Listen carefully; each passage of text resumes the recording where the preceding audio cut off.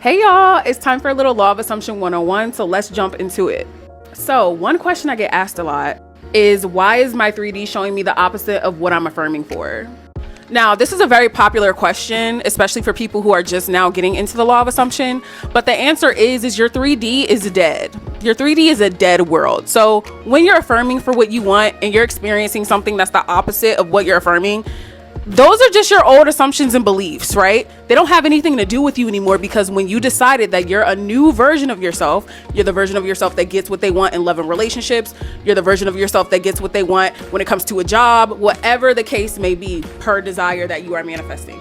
You decided to be identifying as the person who has the desire. So what you're currently experiencing in your 3D really doesn't matter. It doesn't matter because it's old news. It's an expired story. So you don't have to take your 3D into consideration. Now, the reason that this feels super terrible for a lot of people is that they're not remembering and realizing that this is all the old story and it's something that is now separate from them. And I know it's okay to get emotional, and you don't have to necessarily be in love with every single circumstance that you're presented with. But your job as a conscious master manifester is to remember, I am being the version of me who has what I want.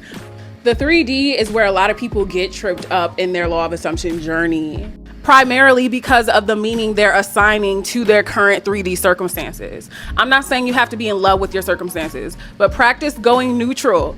Practice just going neutral, because again, this is about who you're being. This is about your self-concept. This is about you making the decisions as the operant power of your own reality. So no, the universe is not testing you. That is a limiting belief. You are doing absolutely fine. The 3D is not your tool of measurement. Do not use the 3D as your tool of measurement. All that you have to use as your tool of measurement is your 4D and your consciousness. What are your thoughts going towards?